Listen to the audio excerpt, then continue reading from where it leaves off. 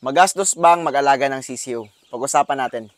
Ngayong gabi, maglalagay kami ng Beyond B1 plus infectious bronchitis at saka itong ating gumburo. Yan.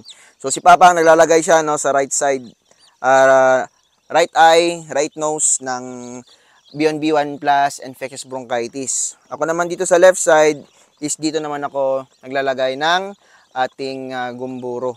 Yan. So ang B1 po no, plus infectious bronchitis para maging mas gumanda yung ang resistensya ng ating mga alagang manok. Yan. At saka para din po syempre no, sa NCD or Newcastle disease or aratay.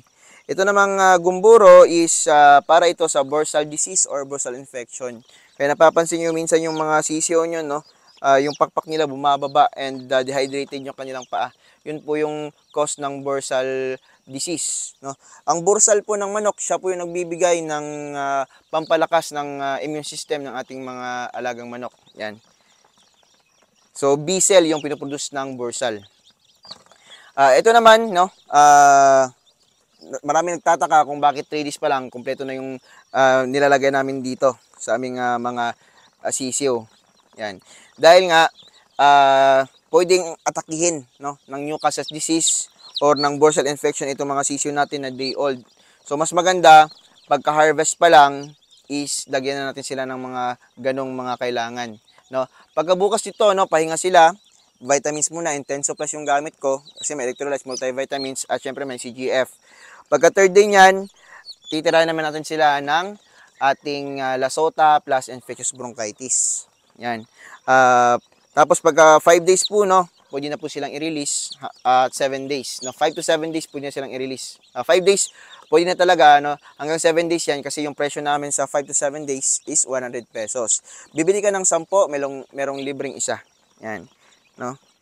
At pag marami pa yung binili nyo, no, punta na kayo dito, no, sa Pulumulok, South Cotabato, dito sa Purok Hillside, Barangay Cleanan 6. Yan. Para maka-avail kayo ng aming mga produksyon. Ito yung unang dalawang anak ni Sasuke. Fully vac na po to sila. So ito naman yung ating mga 1-week-old chicks. Yan. So ready na to silang ma-release and dadalhin ko na to sila ngayong gabi mismo doon sa Agrivet natin dahil maaga pa bukas may mga buyer na naman tayo doon. Yan. No, so ganyan ka kompleto na po yan sila sa vac. Yan. Hindi po yan sila magastos, no? Hindi po sila nakakaubos ng 1 kilo. So 120 plus po itong natira natin andito. Yung iba kasi 3 days pa lang yung mga sisiyo, yan may nakauna na. Ganun po yung iba. So this chicks is abangan na lang bukas dahil may mga buyers tayo. So kapag naging 1 month na sila, ito na po yung kakalabasan, no? Ganito nakakukulit. Yan. So may binigay akong pagkain dito, konti lang, no? Kasi pero busog na to sila, no? Hindi na sila humihingi. Malalaman po natin na humihingi yung sisiyo kapag umiingay po sila. So ito kasi nag-on ako ng 2 ilaw. Yan, kasi nga mag-check ako sa kanila and dala na lang yung vlog natin. Yan. So gusto ko kasi ma-check sila, no? Kung sino yung kung mayroong may sakit sa kanila para maagapan agad natin. So Panamax 40 lang naman yung gamit ko sa kanila. Yan. Konti lang yan, parang trailer lang. Kasi nga morning tsaka afternoon lang yung sila pinapakain. Kasi on diet to sila dahil gagawin namin to silang breeders, no?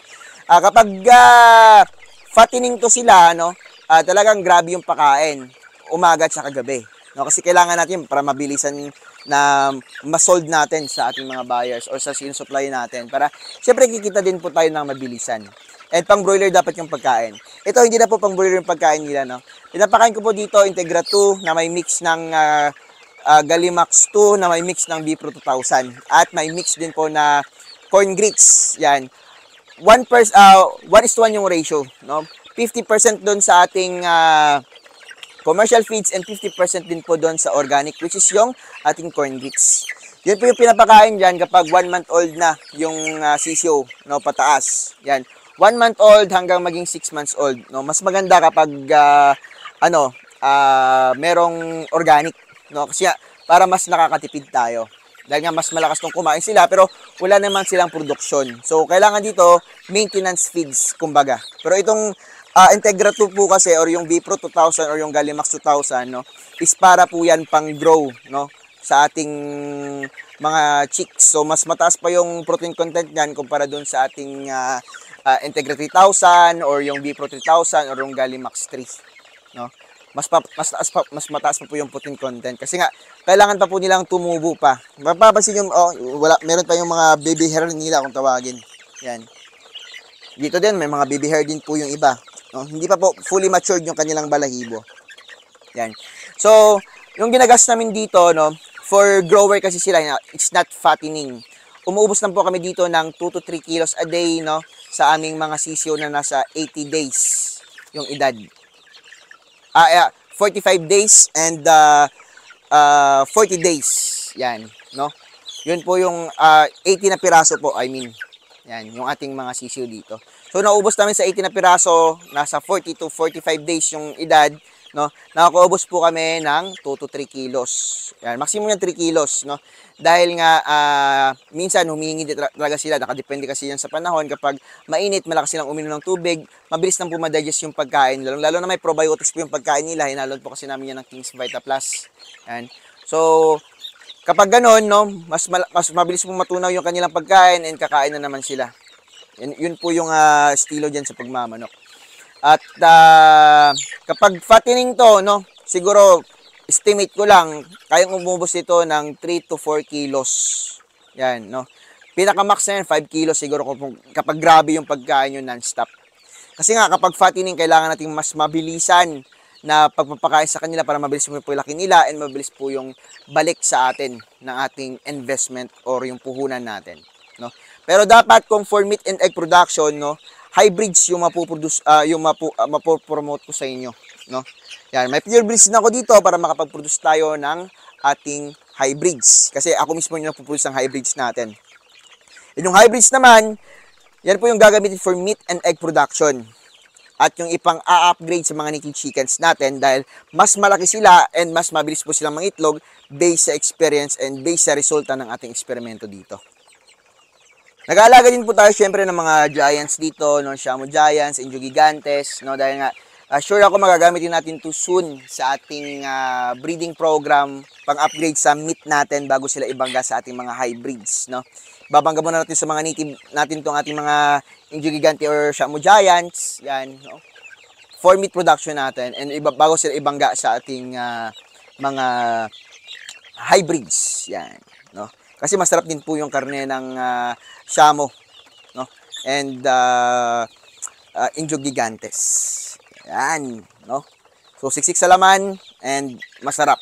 Yun yung masasabi ko soon sa ating karne. Kasi ako nakatry na ako ng upgraded native chicken. Masarap talaga yung karne, no, kapag may lahing native and may lahing heritage kasi ang heritage po, no, yung napapalambot ng karne and nagpapabilis lumaki.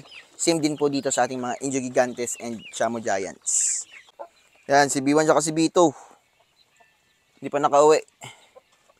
Yan sila, mga giant kanawayo natin. Future broodcocks natin dito. Sa ating Shamo Giants kanawayon. Wala na yung araw. 6 PM, dito pa si Papang. Yan. At nag-a-align siya, no, para sa aming extension, para sa aming grower. At saka sa mga bahay ng Shamo namin. Yan, Sabado siguro, no, start na or bukas. Ang mga materials dito na rin. Dito na tayo sa ating agrivet at dito na rin natin nalagay yung ating mga sisiyo. Yan, bukas ready na to sila. So alas 10 na po ngayon, natuwi na ako sa bahay namin. Yan, para makapagpahinga na rin.